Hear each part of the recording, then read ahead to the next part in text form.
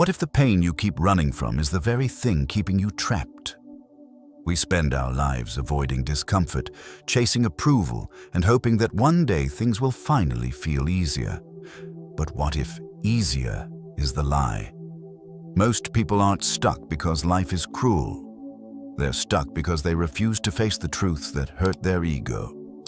Stoicism doesn't exist to comfort you. It exists to wake you up. It tells you things you don't want to hear, at moments you least want to hear them, because those truths are the doorway to freedom. You don't suffer because you're weak. You suffer because you keep negotiating with reality instead of accepting it, and reality never negotiates back. In this video, you're going to face 7 harsh Stoic life lessons. Each one cuts against modern thinking. Each one challenges how you see yourself, on others, and the world. They will hurt your pride. They will challenge your habits, and if you're honest with yourself, they may expose things you've been avoiding for years. But on the other side of that discomfort is clarity, and clarity is where freedom begins. Lesson 1. Life is not fair, and it never will be. This is the first truth Stoicism forces you to face. Life is not fair, and the moment you truly accept that, something heavy lifts off your shoulders. Most people are quietly exhausted because they are fighting a battle that cannot be won. They expect life to be fair. They expect effort to be rewarded immediately. They expect good intentions to protect them from bad outcomes. And when reality fails to meet those expectations, resentment begins to grow. Resentment is the hidden tax of expecting fairness. You see it everywhere. People saying, "I did everything right. Why did this happen to me?" They compare their effort to someone else's success. They keep score. They replay injustices in their mind, hoping reality will eventually apologize. But Stoicism dismantles this illusion completely. And the Stoics understood something most people never accept. Fairness is not a rule of the universe. It is a human concept. Nature does not reward effort. It responds only to cause and effect. Storms don't spare the morale. Illness doesn't check character. Betrayal doesn't ask permission. Reality does not owe you fairness. It owes you nothing. And that realization hurts because it shatters the belief that suffering means something went wrong. But it also sets you free because you stop personalizing events that were never personal to begin with. When you expect fairness, every setback feels like an insult. When you release that expectation, setbacks become information. This is where the Stoic mindset shifts from emotional resistance to rational strength. Instead of asking, "Why is this happening to me?" you ask, "What is this training me to handle?" That question alone changes everything. Life's unfairness stops being an enemy and becomes a training partner. Each delay, rejection, or injustice is no longer proof of failure. It's resistance. And resistance is how strength is built. Think about it. Nothing that made you stronger came from fairness. Discipline wasn't learned when things were easy. Character wasn't forged when everything went your way.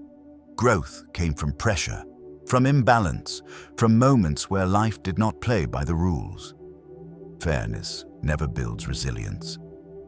Adversity does. The Stoics didn't waste energy wishing the world were different.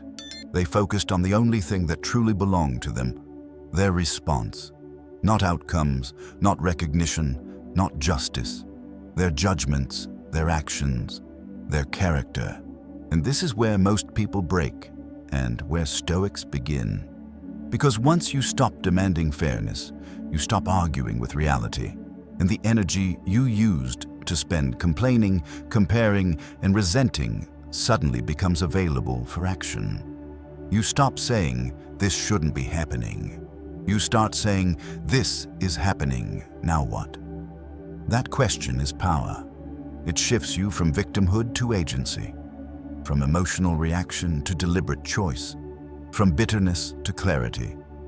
Life doesn't become kinder, but you become stronger.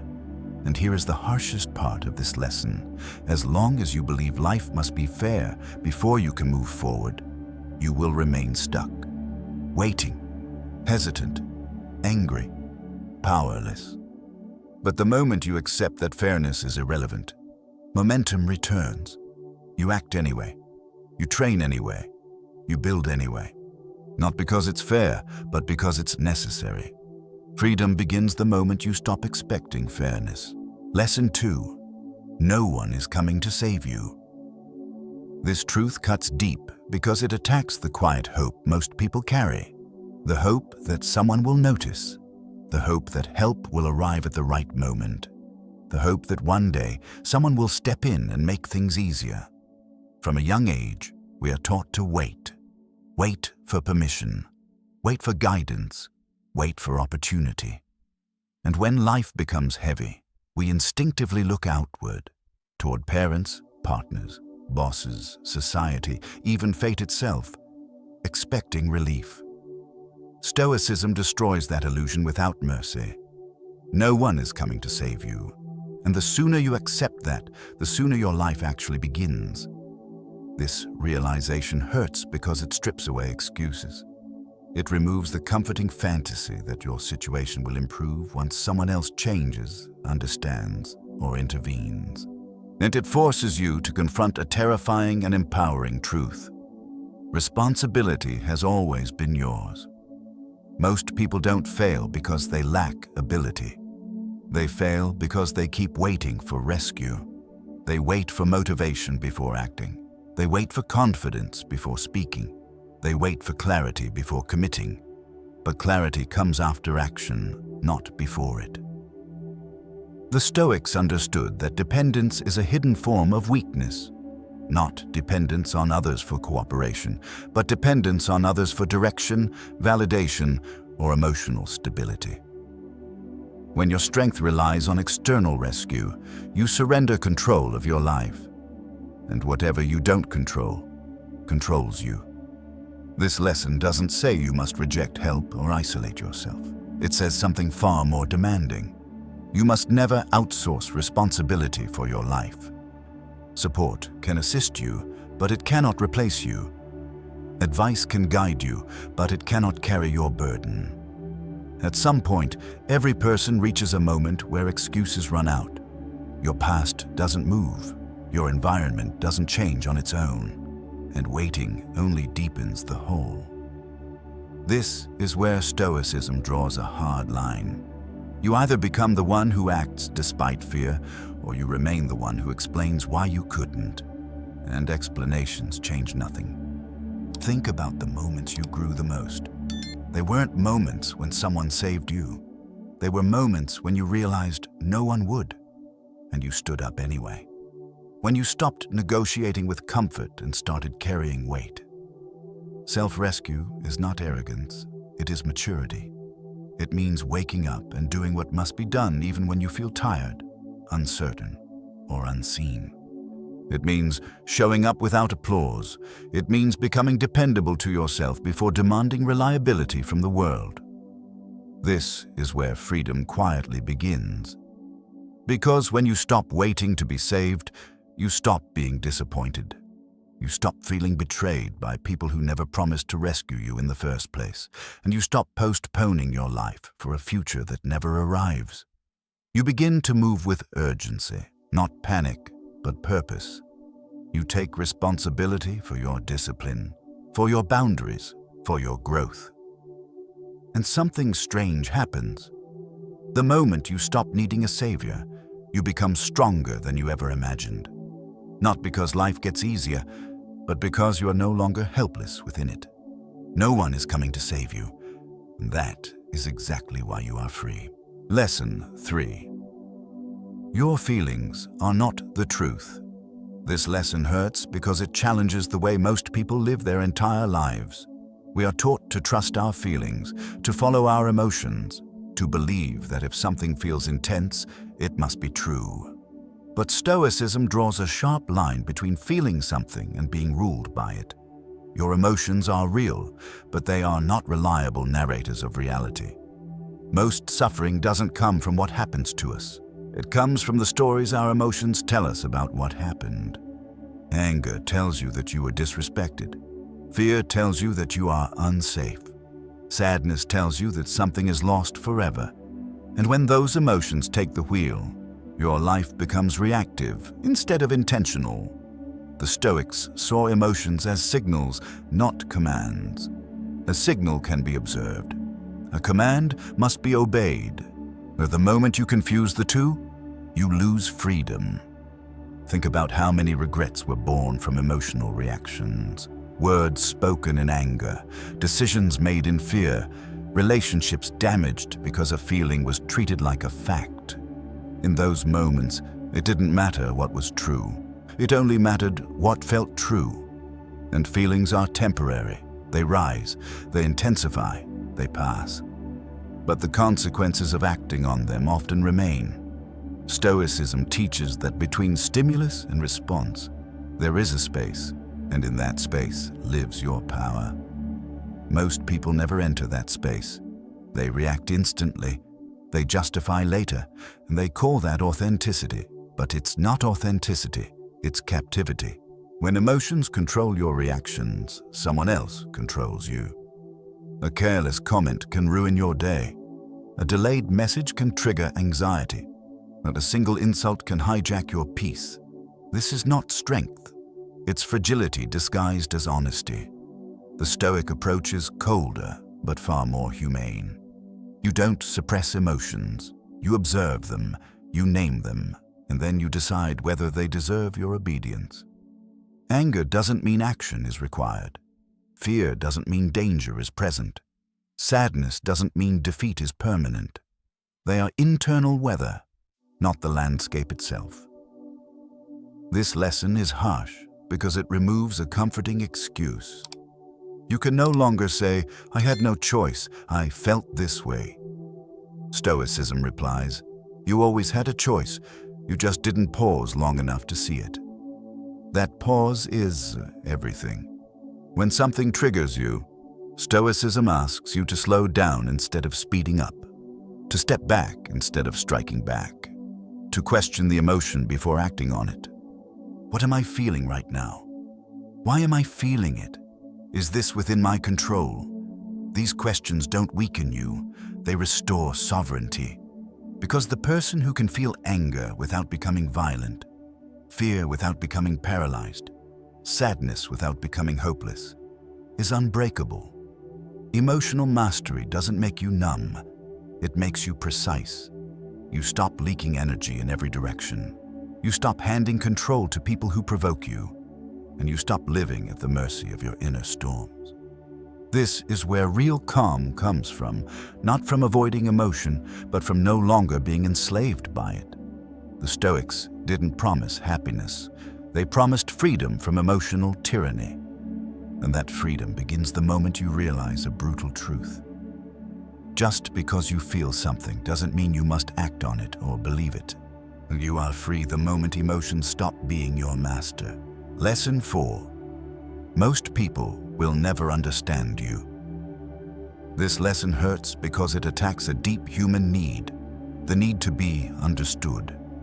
From an early age, we learn to explain ourselves, to justify our choices, to make sure others see our intentions clearly, so we won't be judged unfairly. We assume that if we just find the right words, people will finally get it. Stoicism calls this a dangerous illusion. Most people will never fully understand you, and many won't even try. Not because you failed to explain, but because they are trapped inside their own perspectives, insecurities, and biases. They filter everything through their own experiences. Your truth passes through their lens and comes out distorted. The mistake is believing understanding is something you are owed. This belief quietly drains your energy. You replay conversations in your head. You send long messages trying to clarify. You over-explain your decisions to avoid being misunderstood. And the more you explain, the smaller you begin to feel. Stoicism sees this pattern clearly. The need to be understood turns into dependence. Dependence turns into anxiety, and anxiety destroys peace. When you tie your inner calm to other people's understanding, you give them power over you. Their confusion becomes your burden. Their misinterpretation becomes your problem. This is not humility. It is self-betrayal. The Stoics understood that clarity of character matters more than clarity of explanation. They focused on living in alignment with their values, not convincing others of their goodness. If someone misunderstood them, that was unfortunate, but not catastrophic. Because your life is not a courtroom. You are not on trial, and you're not required to defend every choice. This lesson is harsh because it asks you to let go of something comforting, the fantasy that people will eventually see you exactly as you are. That fantasy keeps you talking when you should be acting, explaining when you should be building, seeking approval when you should be maintaining direction. Think about how often the desire to be understood has held you back. You hesitated because you didn't want to be judged. You stayed silent because you feared being misread. Or you kept someone close long after they stopped respecting you, just to avoid being misunderstood. Stoicism cuts through this with brutal simplicity. Live correctly. Let people misunderstand. Your integrity is not proven through persuasion. It's proven through consistency, through repeated actions aligned with your principles, especially when no one is watching. When you stop explaining yourself, something powerful happens. Your words become fewer, but heavier. Your actions become clearer, and the right people understand without effort. The wrong people drift away, and that's not a loss. It's a filtration process. This lesson doesn't make you cold. It makes you selective. You learn that not everyone deserves access to your inner world. Not every opinion deserves a response. Not every misunderstanding deserves correction. Silence becomes a boundary. Action becomes your language. And slowly, the noise fades. You no longer feel the urge to convince. You no longer chase validation. You no longer shrink yourself to fit inside someone else's expectations. You stand where you are, steady, quiet, unshaken. Peace begins when you stop auditioning for approval. Most people will never fully understand you, and once you accept that, you stop performing. You start living. Lesson 5. Comfort is quietly destroying you. This lesson is dangerous because it doesn't feel dangerous at all. Comfort doesn't announce itself as a threat. It arrives softly. It feels reasonable. It feels earned. And that is exactly why it weakens you. Modern life teaches you to seek ease at every turn. Avoid discomfort. Minimize effort. Optimize convenience. Rest whenever things feel hard. Over time, this constant pursuit of comfort trains your mind to retreat at the first sign of resistance. Stoicism sees comfort for what it really is: slow erosion. Not a dramatic collapse, but a gradual loss of edge. When life becomes too comfortable, discipline disappears. When discipline disappears, standards drop. And when standards drop, you begin to tolerate things you once would have refused. Poor habits, weak boundaries, wasted time, the unfulfilled potential. Comfort doesn't break you all at once. It softens you until pressure does. Think about it. The moments you are most proud of didn't come from comfort. They came from choosing difficulty when comfort was available.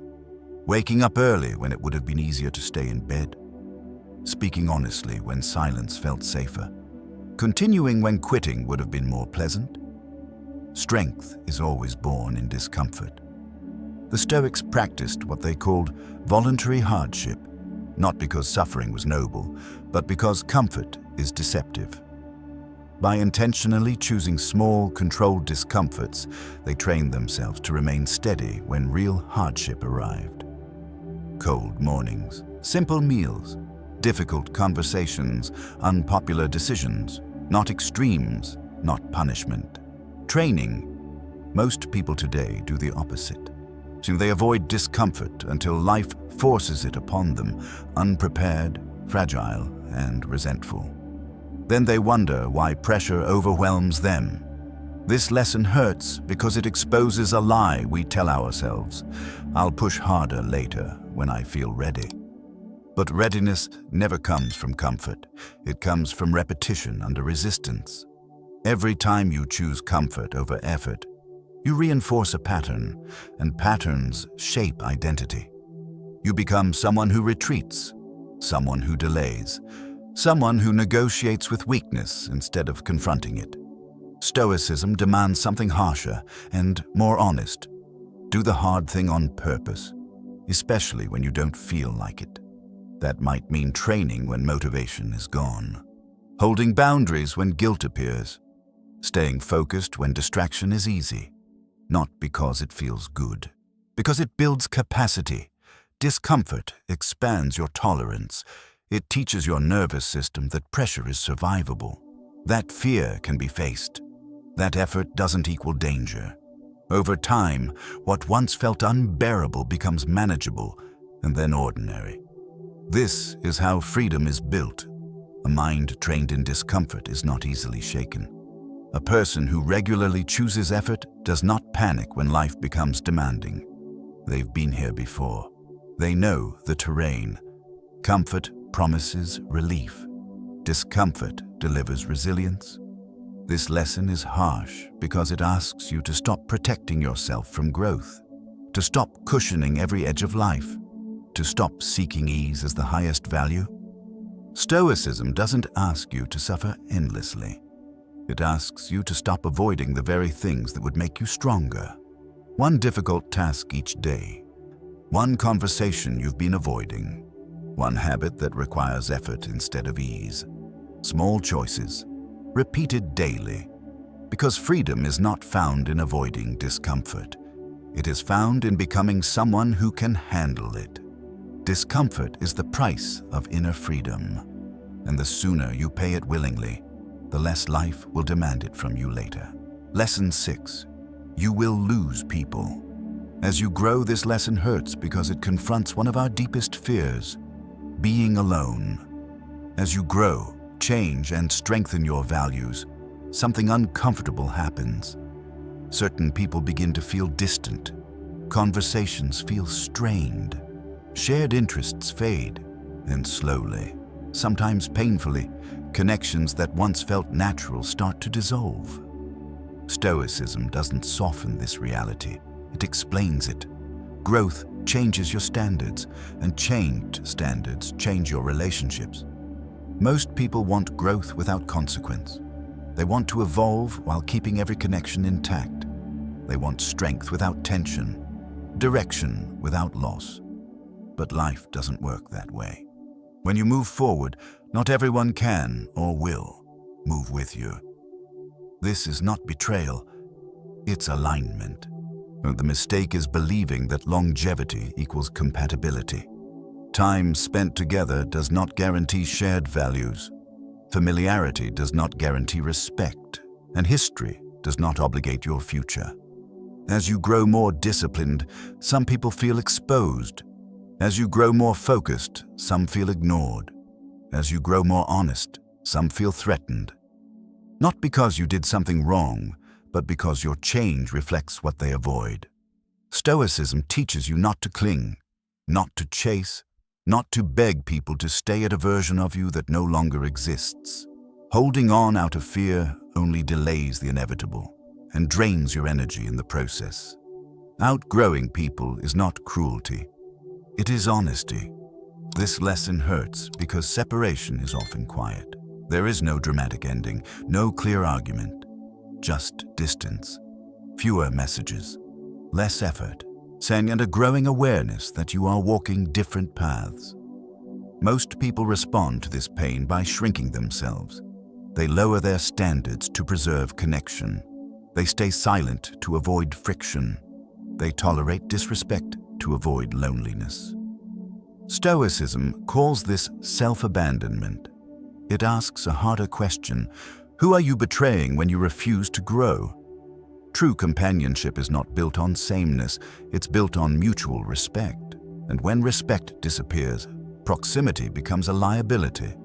Staying close to people who no longer align with your values slowly erodes your clarity. You begin to second-guess your discipline. You soften your boundaries. You delay your progress, all to keep someone comfortable. Stoicism demands the opposite. It teaches you to let go without resentment, to release people without vilifying them, and to accept that seasons change, and not all travelers are meant for the entire journey. This doesn't make you cold, it makes you precise. You learn to appreciate what was, without forcing it to continue. You stop chasing people who no longer meet you where you stand. And you stop confusing loneliness with failure, because loneliness during growth is temporary. Self-betrayal lasts much longer. When you choose integrity over familiarity, space opens. Space for new relationships, new mentors, new allies who recognize the version of you that exists now, not the one you used to be. And sometimes the greatest growth happens in solitude. Silence sharpens focus, distance reveals truth, and time alone teaches you something invaluable. You are capable of standing on your own. You do not lose people because you grow, or you lose people because you refuse to stop growing for them. That realization is painful, but it is also liberating. You are not meant to be accessible to everyone. You are not meant to stay small to be loved. You are not meant to sacrifice your direction to preserve comfort. Some people walk with you for a chapter, some for a season, very few for a lifetime. And that is not tragedy. That is reality. Not everyone you love is meant to walk with you. Let them go with dignity. Keep moving with purpose. Lesson 7. You will die, so stop wasting time.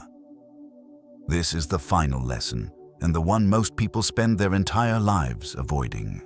Death. Not as a threat, not as something morbid, but as the most honest teacher you will ever face. Stoicism does not ask you to fear death. It asks you to remember it, because the awareness of death is not meant to paralyze you. It is meant to wake you up. Most people live as if time is unlimited. They delay difficult conversations. They postpone meaningful work.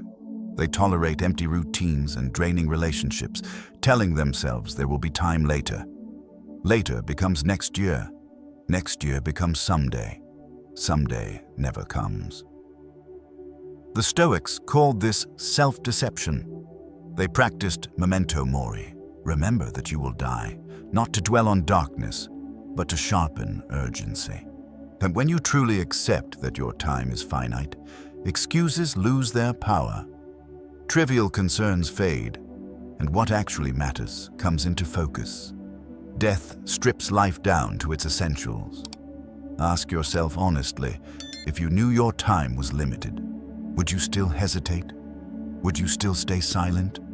Would you still waste hours numbing yourself instead of building something meaningful? Most anxiety comes from forgetting this truth. You argue with people who don't matter.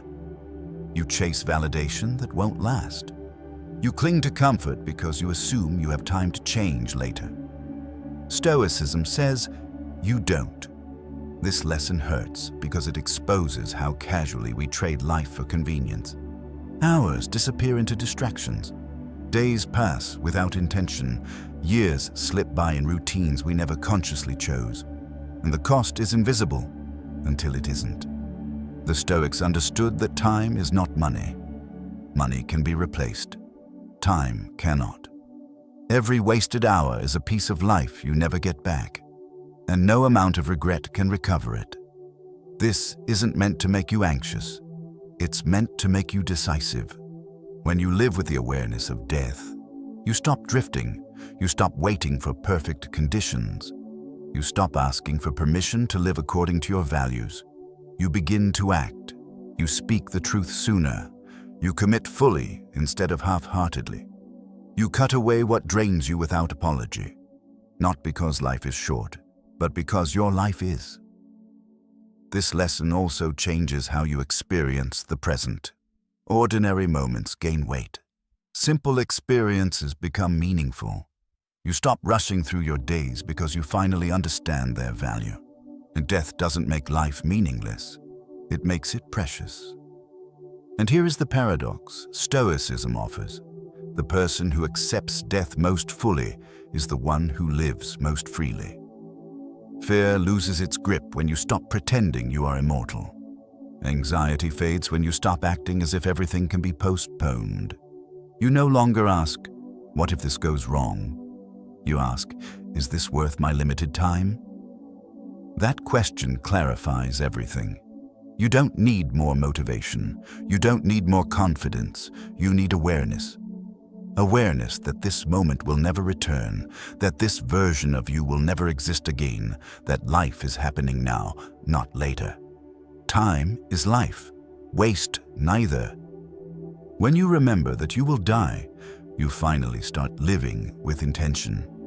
And that is the ultimate freedom Stoicism offers.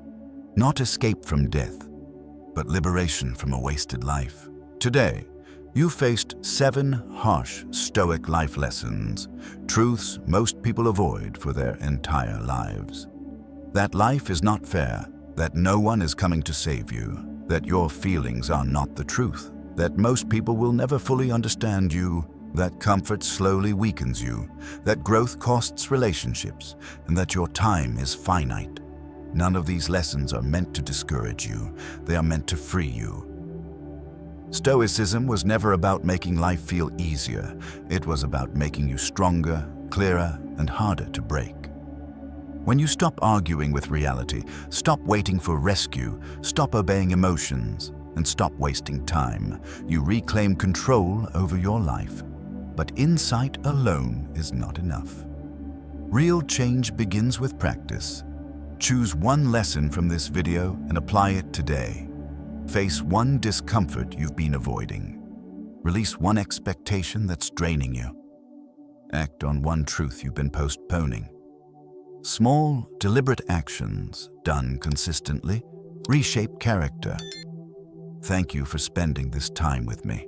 Your attention is valuable, and I don't take it lightly. If this video resonated with you, let me know which lesson hit the hardest by leaving a comment below. And if you want to continue building mental strength, clarity, and inner freedom through Stoic wisdom, make sure to subscribe. Until next time, choose truth over comfort, and keep moving forward.